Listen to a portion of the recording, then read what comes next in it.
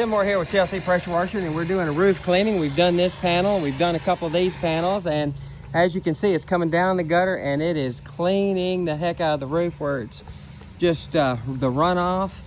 And of course we're gonna hit this panel, but yeah, you can see that brown and that white starting to show through, which is the color of the dead blue-green algae, and also the light color of the original shingle color coming through already. And that's quick.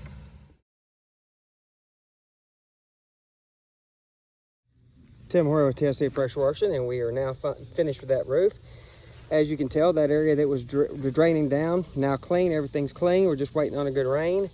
All the blue-green algae has died and dead, and now all we have is a bleach and a soap mixture, a thickening mixture sitting up there, and the salts will develop after the bleach exhausts all its cleaning abilities. It'll sit up there, and then we'll get a good rain. All that salt and the leftover soap will go down, and this will look like a brand new roof. Tim Moore, TLC Pressure Washing.